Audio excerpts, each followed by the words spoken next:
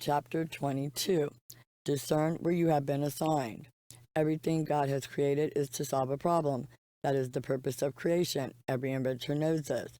Creativity is merely the solution to current problems. Mechanics solve automobile problems. Accountants solve tax problems. Lawyers solve legal problems. Mothers solve emotional problems. Ministers solve spiritual problems. You were created to solve some kind of problem while you are on earth. Your assignment is always to a specific person or to a group of people. Moses' assignment was to the Israelites. Aaron's assignment was to Moses. Your assignment is always to enable someone to succeed in some area of their life. Ruth knew her assignment was specifically to Naomi. She uncluttered her life of any options. Alternatives were not considered. She severed commitments to every other human on earth. She abandoned herself totally to the survival and success of her widowed mother-in-law. Focus is very powerful. It is magnetic. It is the mysterious secret behind the invisible current called power. You will only succeed with something that consumes you. It is the reason many homes have crumbled. The focus have been broken.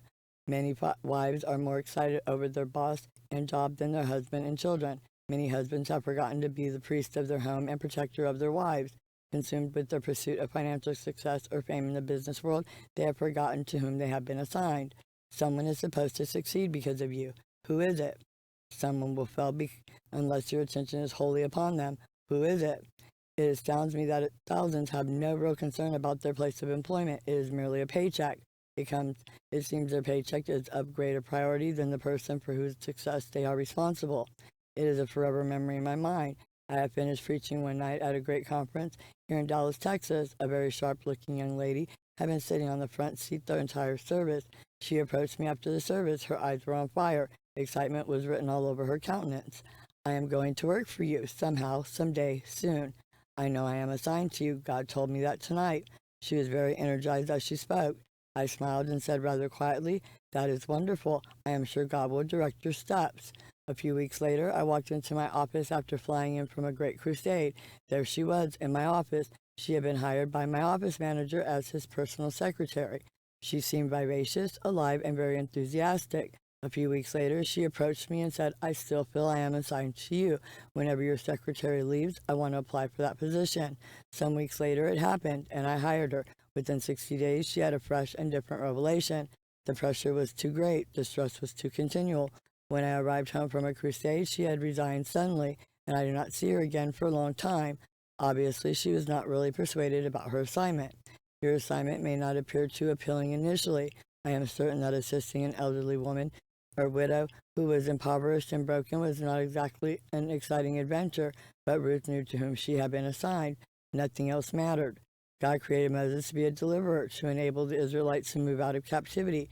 He created Aaron to hold up the hands of Moses. He created David to break the tyranny of Saul, who was leading Israel into a backslidden state.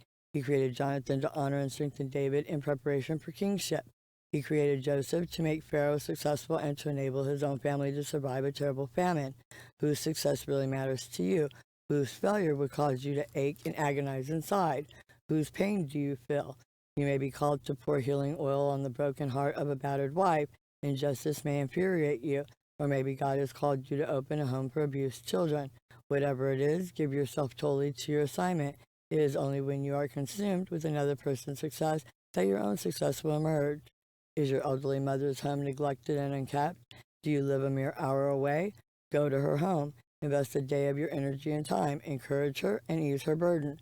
Find your assignment. You see, when you are assigned to someone, everything that happens to them matters to you. Everything that hurts them hurts you. Everything that brings them joy brings you joy.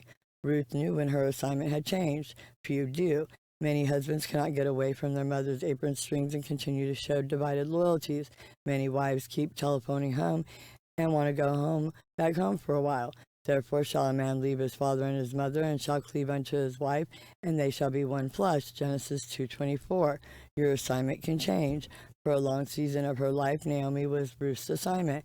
But when Boaz entered her life, the season changed. She did not forsake Naomi, but her devotion to Naomi was a model and monument in the mind of Boaz of what her loyalty to him would be like. Discern when your assignment has changed. Discern where you have been assigned. This is one of the secrets of champions.